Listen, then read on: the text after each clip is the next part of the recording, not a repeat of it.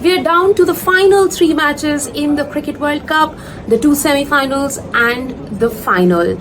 Of course, in the first semi-final, India will take on New Zealand, the big match, the big moment that we had been waiting for a while. Is it going to be the Badla of 2019? Remember, India was knocked out by the Kiwis in that semi-final, following which MS Dhoni, in fact, had decided to quit the game. But hopefully India will be third time lucky this time around at the Wankhede Stadium. Wednesday will be a clean slate at the Wankhede Stadium. India has been a dominant team in this edition of the World Cup, winning all of their 9 matches, and the way they have dominated the opponents goes on to show the kind of strength, the kind of talent that the team possesses. But on the other side, the Kiwis, even though they have won 5 of the 9 matches, they have also showed a very, very strong batting lineup.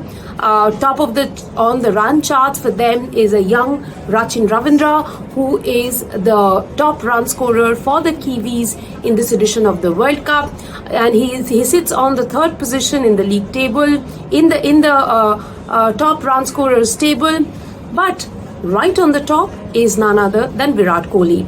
594 runs in this edition of the World Cup, 49 ODI centuries, and Kohli is raring to go for his century number 50 in ODI cricket. Whether Virat Kohli will end as the highest run getter in the World Cup or not, that is something we'll have to wait and see.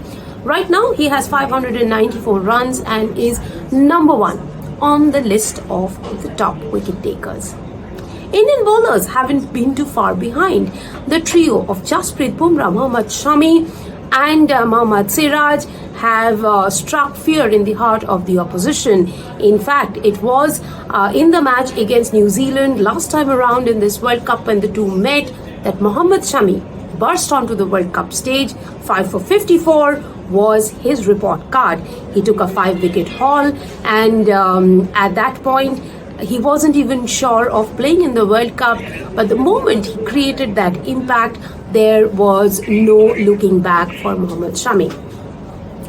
Now, talking about the semi-final match at the Wankhede Stadium, it's going to be a packed stadium. The deck offers a lot of runs in Wankhede. In the last 10 matches, the average has been 318 runs. Expect it to be a high-scoring encounter, with both sides having some pretty lethal top-order hitters. But on the other side, the Pacers have taken 83% of the wickets. Though we can't rule out spin coming to the party, but it is going to be probably a match once again for Shami, Bumrah, Siraj, and on the other side Trent Bolt and Tim Southee. However, one can expect the likes of Mitchell Santner, Ravindra Jadeja to come to the party as well. New Zealand has been India's bogey team, because in 2019 World Cup, as we mentioned, they beat India in the semi-final. 2021 Champions Trophy, they beat India in the World Test Championship final as well. So these two knockout games will be in the mind of all Indian fans when both the teams go out to face each other at the Wankhede Stadium on Wednesday. As for the Indian team, they're acknowledging that there is a lot of pressure.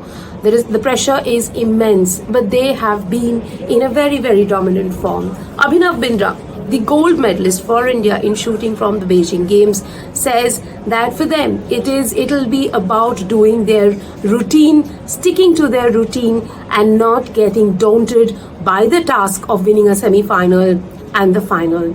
Whether they're able to stick to their routine, whether they're able to do the task when there is a packed 50,000, 55,000 plus audience screaming for them, shouting in their favor and supporting them, barracking for them against the Kiwis or not, or they're overwhelmed by the situation that one mistake causes them to rewind to 2019 or not, we'll have to wait and see. For now, all the experts and all the bookies are backing India to win this semi-final game.